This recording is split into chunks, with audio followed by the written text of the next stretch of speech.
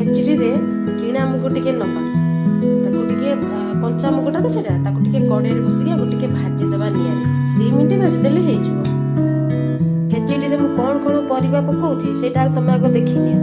ଟିକେ ଅଦା ନେଇଛି, ଟିକେ ଗାଜର ନେଇଛି, ଟିକେ ଆଳୁ କାଟିକି ନେଇଛି, ଟିକେ ମଟର ନେଇଛି ଛୁଇଁ, ଟିକେ ବିନ୍ସ ନେଇଛି, ଟିକେ ଟମାଟର ନେଇଛି, ଲାଷ୍ଟକୁ ଧନିଆ ପତ୍ର ପକେଇବି ବୋଲି କାଟିକି ନେଇଛି, ଆଉ ଟିକେ କ୍ୟାପ୍ସିକମ୍ ନେଇଛି। ଚାଉଳ ମୁଗ ମିଶେଇକିରି ଏଠି ଧୋଇକି ମୁଁ ରଖିଛି। ଖେଚୁଡ଼ି କ'ଣ ଖାଲି ଖାଇବା, ଶାଗ ଟିକେ କାଟିକି ନେଇଛି, ସେଥିରେ ନଡ଼ିଆ ପକେଇକିରି ଭାଜିବି ଆଉ ଖେଚୁଡ଼ିରେ ଖାଇବା। ଗ୍ୟାସ୍ ଅନ୍ କରିକି ପ୍ରେସର କୁକରଟା ଆଗ ବସେଇବା ଗ୍ୟାସରେ।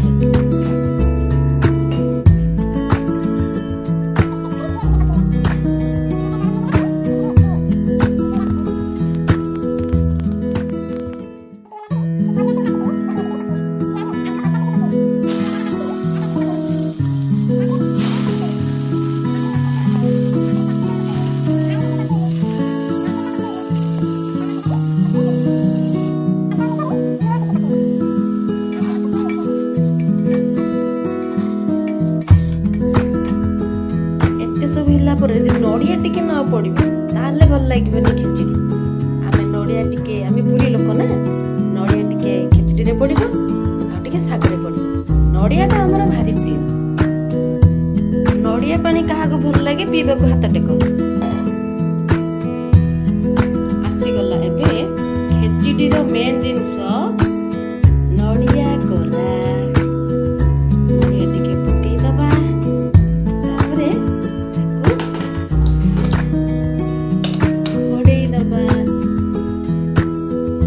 ଫୁଲ୍ ଗ୍ୟାସ୍ ଦେଇକି 2ଟା ସିଟି ଆସିଲା ପର୍ଯ୍ୟନ୍ତ ଆମେ ଗ୍ୟାସରେ ବସେଇବା। ଶାଗ ଭାଜିବା ପାଇଁ ରିଫାଇନ୍ ତେଲ ପକେଇବା। ମୋତେ ଘିଅରେ ଭାଜିଲେ କାହିଁ ଭଲ ଲାଗେ, ରିଫାଇନ୍ ତେଲ ପକେଇବା। ଶାଗ ଭାଜିବା ପାଇଁ ଶାଗ ଭଜାରେ ସୋରିଷ ପକେଇଲେ ଭଲ ଲାଗେ, ଫୁଟଣ ପକେଇଲେ ଭଲ ଲାଗେ। ସୋରିଷ ପକେଇଲେ କାଟିକି ରଖିଥିବା ଶାଗ ସେଥିରେ ପକେଇବା।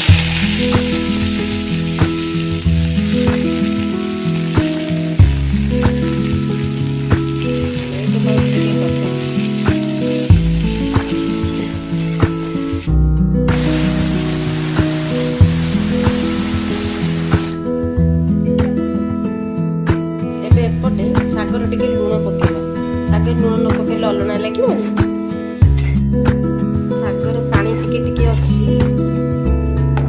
ଏଇ ଅବସ୍ଥାରେ ନଡ଼ିଆ ଯୋଉ କୋରିକି ରଖିଥିଲେ ତା ଦେହରେ ପକେଇବା।